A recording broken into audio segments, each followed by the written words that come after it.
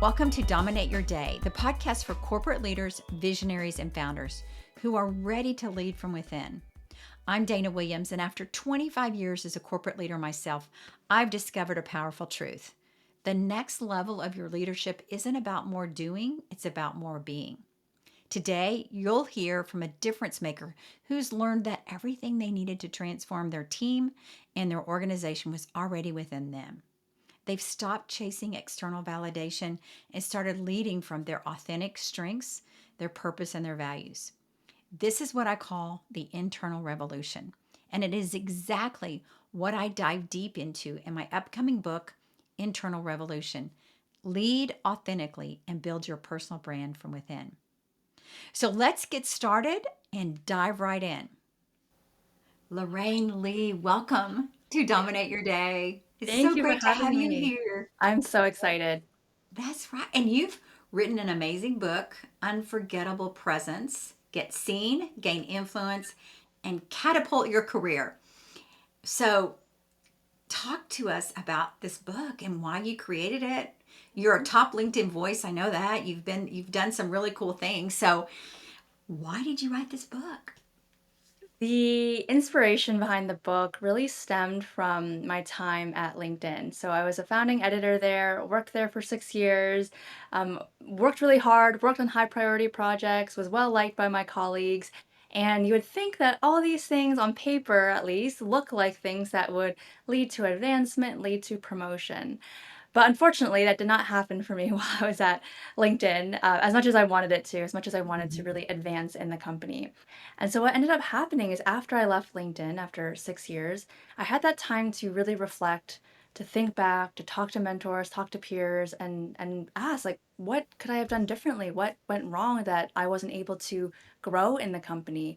And what it really boiled down to was presence in terms of how I was being perceived and seen.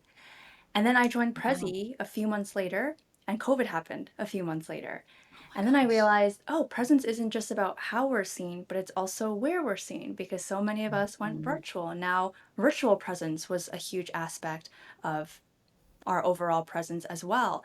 And so through those experiences, that eventually led me to the book. Writing a book was not on my vision board, but I'm so glad I did it. What ended up happening was a publisher reached out to me on LinkedIn, and then a few other Wow. publishers reached out to me, and I just thought, this is the universe telling me it's time to write this, Time. even if I'm a little bit nervous, even if I'm feeling a little bit imposter syndrome. I need to take advantage of this opportunity. I'm so glad you're saying that because I see here in your bio that you call yourself an introvert. And I love when people can say, I can be an introvert, but I can also be an extrovert. And I find I need energy. And it's how to recognize those people in your co-working space, in your who you work with, and who needs some time, who needs that opportunity to build their presence, who because the person that's extrovert's going to come in and just take over, right? And you're Yeah. like, wait, that.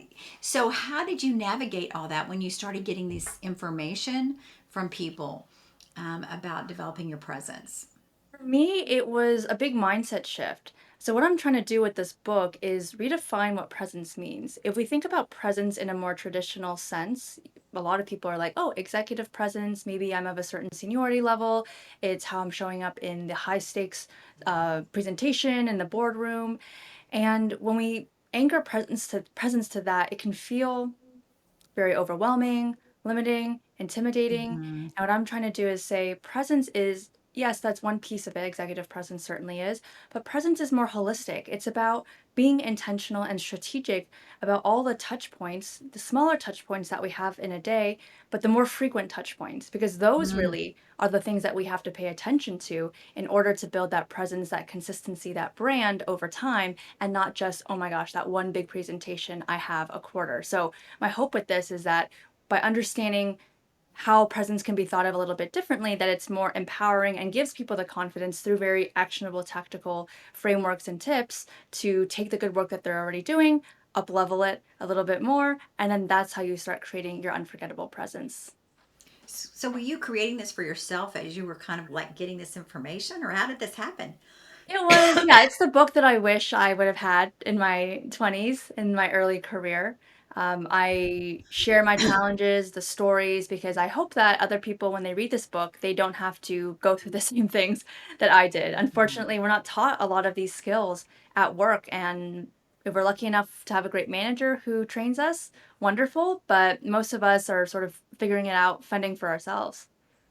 So, what do you think are the common mistakes that people make when they're trying to build their presence?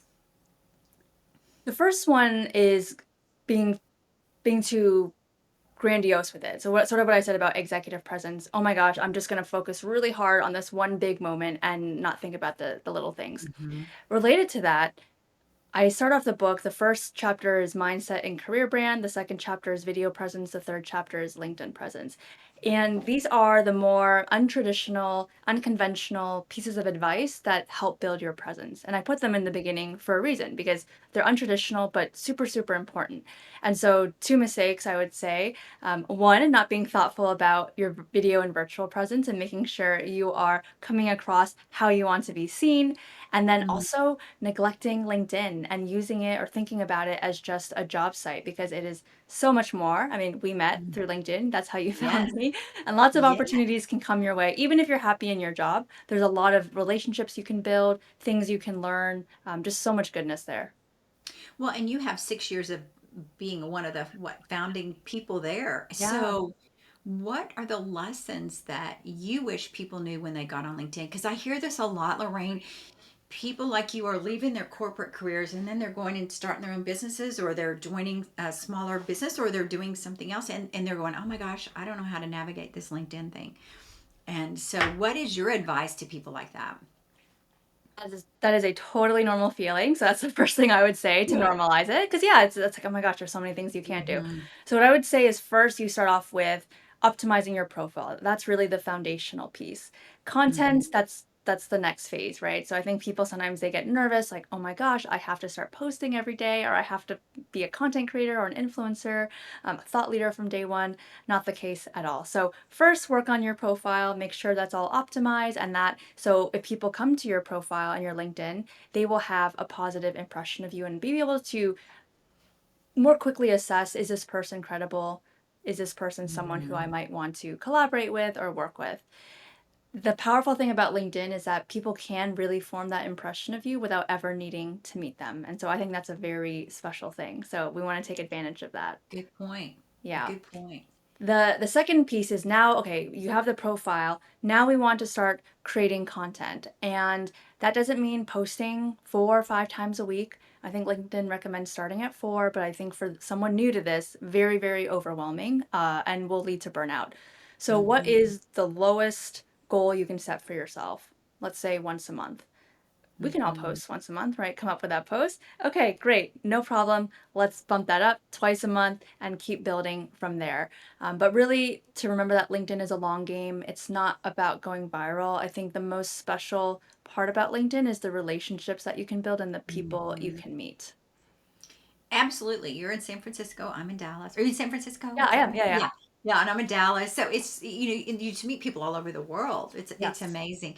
You also said that today you've written a book and I'm writing a book. So it's like Yes. I'm like, Lorraine, tell me what did you learn? And she goes, today I posted on LinkedIn, right? Yeah. So you posted your top 10 tips. Now, was this something you had been thinking about and you kind of planned it?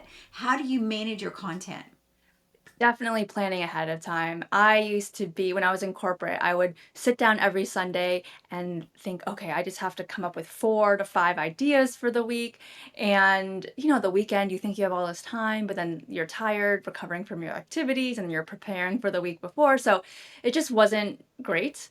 But that's what I Hmm. initially did. And then I started my business and I thought, okay, I need to be more structured about this.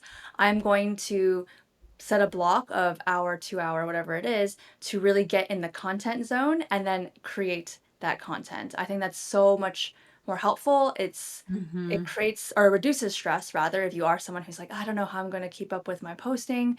And I think you just you just create better at least for me, you just create better content that way because you have some time to think about it and you're not feeling rushed every day. Now, there are some people who they log on to LinkedIn that day and they're like, I have an idea, I'm just going to write out this post, and that's great. But for them, I'm not that person. Yeah, that's a lot. I mean, just to be able to do it on the fly and run that way is hard. And so being able to have that content and get in the zone, I love that. Yeah, I've I really think that is great advice. What are the other things that you wish people knew as they're launching and they're coming out and they're building this presence that you had to do? You kind of had to learn for yourself that now it's kind of reinforced you teaching, how to have this presence either online or offline because it's sure. right. It's Yeah, it's 3D, all of right? it. Yeah. Exactly. The one thing I'll say about LinkedIn that is a helpful lesson, I think, for a lot of people when I speak about LinkedIn, they have a question for me about, I have this idea, but I'm kind of nervous to post. So one mindset shift I would say is that there's not really anything so original on LinkedIn. And so when you approach it like that, and just know that Right. everyone is taking an idea that exists and putting their own spin on it or sharing parts of their personality or a story or a Hmm. challenge, hopefully that makes it less intimidating. So definitely get out on LinkedIn. If posting is a little bit overwhelming, commenting first is a really wonderful thing to do. It is much lower stakes. You are still developing your thought leadership and expertise and also growing your following. So that's one thing I would say. The second thing I would say is you mentioned, Dana, that I'm an introvert. And Hmm. introverts sometimes it can feel like corporate America is just made for the extroverts. It is Hmm. not made Hmm. for us. And what I talk about in the book is that introverts have so many superpowers. And when we learn what those superpowers are, then we can really lean into those. And that's where we Hmm. really shine and stand out. It's not trying to imitate being the loudest person in the room because it's just not going to feel good for us. It's not going to have the best Hmm. outcome. But we're really great writers and we're great at connecting dots. So after the meeting, we Hmm. might say, "Oh, I was processing and I heard what you said here and what you said there, and oh, have we thought about this issue or did we talk to this team yet?" Hmm. Introverts are also really great public speakers. That one is also some counterintuitive advice that I really love to share because introverts are very thoughtful, they're prepared, they're empathetic, so they know how to connect with audiences. And Hmm. so to be able to lean into that. And I think public speaking is one of the best ways to grow your career and stand out. So there's lots of Yeah. examples like that, but those are the two that come to mind. Was there a transformative moment that kind of changed you when you were when you're on this journey of seeing yourself as a shy person or maybe introvert? Was there something that shaped your perspective on, presence when you were in this mode of kind of discovery? Mhm. That just was there one moment in time, a pivotal moment, or was it just a couple of things that happened? It was a few pivotal moments. Any time that I did something that was scary and got through it, I feel like my confidence definitely increased. And then the more you do that, the more exponential the increase is because now you're just so Hmm. used to it and you're willing to take more risks, right? Because you have the data Hmm. behind you like, "Oh, I did that once before. I can do something like this again." So leaving LinkedIn, that was very pivotal because it was a wonderful place to work and it was all I knew pretty much in my career so far. So joining Prezi, being a first-time manager, building my team from the ground up, that was very special and really pushed me to reach that next Hmm. level and to grow that confidence. And then while I was at Prezi, taking on this goal, big goal of learning how to public speak better, and not with the goal of having this be my career, but simply because I saw how much more confident and authoritative and just legit, people are who can speak Hmm. well. You're like, wow, that person is impressive. And so I wanted that for myself. And so that was another big changing moment. And that is really what led to me seeing, okay, there's some traction with speaking. I became a LinkedIn learning instructor. And then when the layoff happened at the end of 2022, I had enough evidence behind me of, okay, maybe there is something here and I'll Hmm. give myself 1 year, give myself the chance and just see what I can make of it. And so now I'm 2.5 years in and still going strong.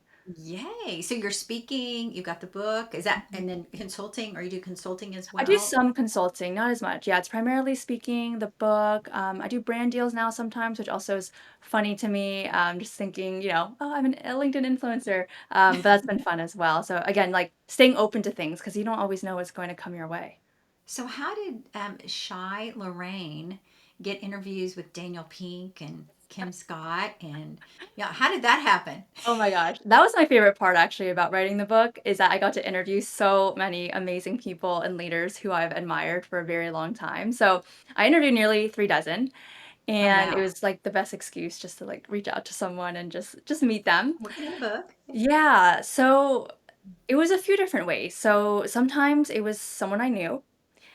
Sometimes it was someone two degrees of separation. So we had a mutual person in common, and so I would use that social proof of, oh, I am interviewing that person we know in common. Would you also be interested in being interviewed? And then sometimes it is purely cold outreach and being Oh, willing to take that chance and to get rejected. And I certainly got rejected or ghosted by many other people I reached out to, but then also some amazing people like you mentioned, Dan and Kim and many more said yes. So you have to be wow. willing to put yourself out there and be willing to get that no if you want to get a yes. I love that. So was there one surprising thing from some of your interviews that was a useful insight you gained from one of the conversations with any of these? And it didn't have to be a big name person. It could be somebody Sure, that, yeah. yeah. The thing with interviewing so many people, you don't know how every conversation is going to turn out. And I Mhm. wasn't sure. I was like, is everyone gonna teach me something new? Mhm. Everyone, lovely person. I got a takeaway from everyone, and that's why I did include a quote from at least one or two quotes from everyone because I wanted to make sure they were highlighted.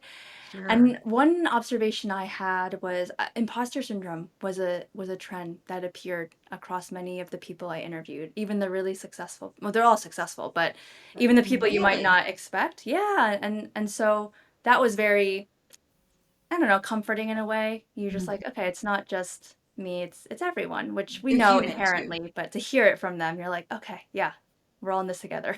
Wow. So when you got this book out and you got through these interview process with all these amazing people, did the book take a different turn based on what you're getting, like about imposter syndrome and some of these places, or did it stay on this track of these figuring out the presence of who you are authentically and being that It's person? yeah, it stayed on track. I do think there were stories and tidbits where I thought, "Oh, okay, maybe we should do like a breakout box and really feature Hmm. it." But thankfully everyone had so many I cover so many different topics in this book, and so I was able to find a place for everyone. That's so neat. So, as you think about big leaders or large, people that are in a pretty substantial role, how do you advise them to be have executive presence that resonates with people? What is your best advice for them? Executive presence has really transformed over the years, which I think is good. It's changed for the better. So, Yeah. in the book, I talk about some data that was published in Harvard Business Review, and it's comparing what people define as executive presence in 2012 and how they define it in 2022. So, a 10-year gap. Wow. Yeah, some big changes. So, they compared it against gravitas, communication, appearance. So, the first traits or quality or characteristic across all of these stayed the same across the 10 years. But then you start seeing some new interesting things emerge. So, for example, Mm, communication. Instead of just command of a room, now we need to know how to command a Zoom room. Instead mm, of being forceful, oh, now we actually have to be able to listen to learn, like have that sort of mindset when we talk to people. mhm. We need to be more authentic. We need to curate our online presence. So, a lot of shifts towards authenticity. The authenticity appeared twice in 2022 across communication and appearance, and just generally more people centric skills. Less of that Mm. stereotypical business suit loud domineering and more people focused. And I think that's a wonderful thing. I define in the book executive presence with the 3 C's. So that's communication, career, brand, and credibility. However you define it, though, I think main point is that it's changing for the better. and something that hopefully doesn't have as many of those negative connotations or certain expectations that we might have had even 10 years ago. Exactly. So you've probably come across this in all your interviewing, but the way a leader or individual sees themselves and the way other people see them might be a little different. And so it's that self-awareness, right? But then also how do I connect with people that aren't like me or different or aren't in my sphere, but also connect with them in a way that they feel valued. Mhm. And so many times I think people are walking around with a story in their head about who they are Yeah. or about what somebody thinks of them. And none of that's true usually, right? It's just Yeah. so Yeah. how do you break through those barriers and what do you tell them? I mean, that's a lot. That's you broke through barriers by, taking that, okay, I'm going to leave the corporate job and I'm going to try this and I'm going to try this. And it's that test and learn. But what do you see in the workplace when they're still not, they got some blind spots up? Sure.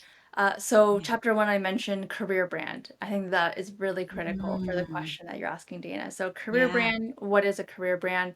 It's essentially a personal brand. And what is a personal brand? It's essentially your reputation. Now, I call it career brand because personal brand, sort of like executive presence, can have some negative connotations to it Hmm. or some preconceived notions about what it means. I have to be loud and marketing myself all the time. But career brand more explicitly explains your brand is in service of your career. And then if you think about a brand as a reputation, oh, well, we all already have a brand, don't we? It can either be Hmm. good, it can be bad, it can be no one knows who you are. That's also a brand in itself, right? And so we can be intentional about building our brand and shaping our reputation, or we can leave it to chance. And what you're talking Hmm. about is a lot of times we come up with a brand or we think about it, but if it's not aligned with how the outside world sees us, then that's Yeah. an important disconnect to be aware of. So I Yeah. talk about the EPIC career brand framework to help us think through it. So experiences, personality, identity, community. People forget that C piece. Your community needs to know and see you the way that you want to be seen. And they also need to be talking about you when you're not there, right? And being the voice for Mhm. you. And so it takes some time to think through. It will evolve over the course of your career. But super, super important. This is what I wish I would have known at LinkedIn, right? I was hardworking, dependable, positive attitude, but to be a leader, you have to be strategic, visionary, great cross-functional collaborator and whatnot. So there was definitely a big disconnect there. But you figured it out and you figured out In what you needed. retrospect, yeah. Yeah. But that and I think it's like kind of what you're talking about, just getting on social media or getting on LinkedIn. You just got to get out there and try the things, and that's what you did. Yeah. So as we look at your book and it's been out since April, what's one of your favorite stories from the book, either from somebody that you got to write about or somebody that has given you some feedback after they've read it and how it's Oh my helped them? gosh. Um, so many. Someone just messaged me on LinkedIn yesterday about how she decided to run her meetings a little bit differently after reading my chapter 6 on meetings.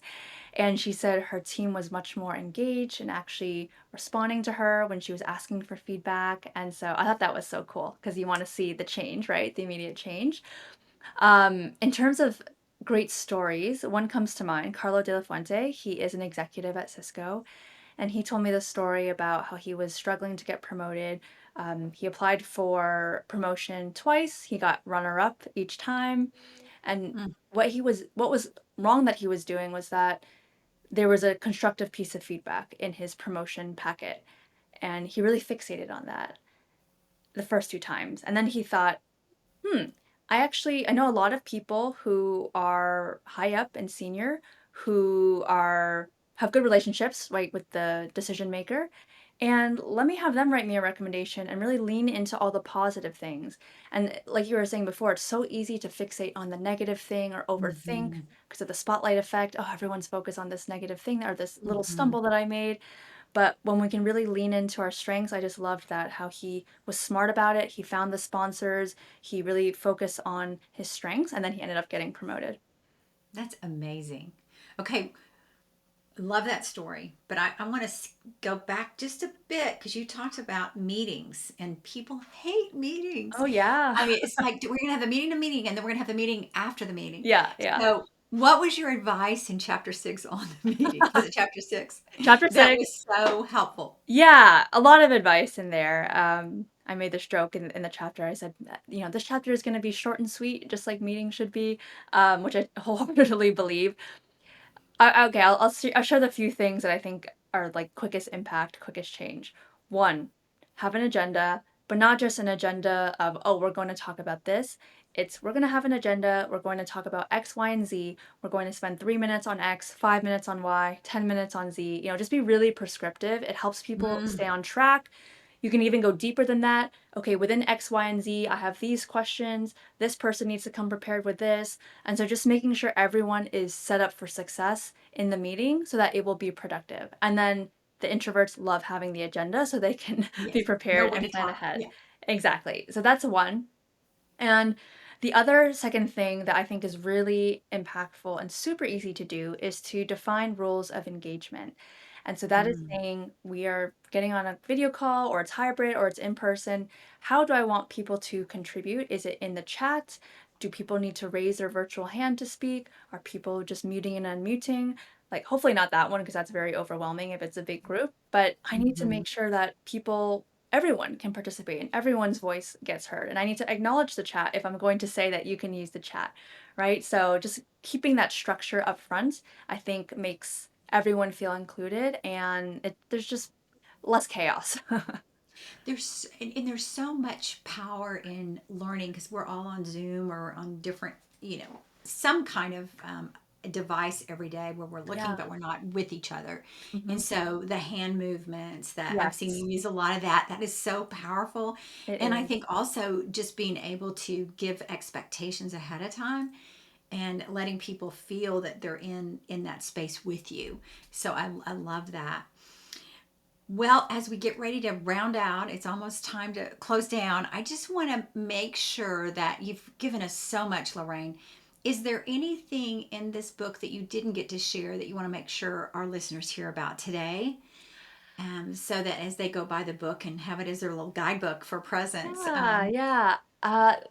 I think the main thing I would say is there's going to be something in there for everyone. So, like I said, Yeah. I love talking about a lot of different topics, from meetings to public speaking to communication to executive presence, to being a manager and thinking like a leader and a manager. So, there's a lot of additional resources that come with the books. There's plenty of QR codes throughout. So, really want people to, like you said, have this be a practical, tactical guide. People should be able to take action during, while reading, right after, and make that immediate change, which is very important to me. And so happy to hear that so many are feeling that already through the messages I've been getting. That's amazing. Well, congratulations. And Thank you. congratulations because not only you're a difference maker and you're making an impact and you really, you found your place. You found, but the message here is you can't sit back and wait for somebody to do it for you. You got Nope. it, Yep. right? Changing me changes Yes. everything, right? Yeah. So a really good example of that. And we're so honored to have you on the show and share the book. And where can people find you, Lorraine? What is LinkedIn the best way, or what do you recommend? Definitely LinkedIn. I would love to get any messages and notes from people who heard us on this podcast and who read the book. I have a newsletter, weekly newsletter, Career Bites, bite-sized tips to supercharge your career in 3 minutes or less. That's at Wow. lorrainekaylee.com/subscribe because we're also busy, so I want to make it short and sweet. And then LinkedIn learning courses, I have 19 out. Most of those are nano courses, so 10 minutes or less. And then the book can be bought anywhere that books are sold. That's amazing. All right. Well, keep creating great content and do what you're doing. I can just tell you're radiating from that. So Thank you. thank you. It was great having you on the show today. Thank you for having me. What an incredible conversation. Remember, everything you need to lead with greater impact is already within you. You don't need to be more productive. You just need to be more you. If today's episode resonated, please subscribe and share it with a fellow leader who's ready for their own internal revolution. And if you're ready to discover what's possible when you lead from the inside out, I'd love to create space for that conversation. Head to danawilliamsco.com for resources and to book your free discovery call, where we can explore what you want to achieve for yourself, your team, and your organization. Until next time, keep leading from within.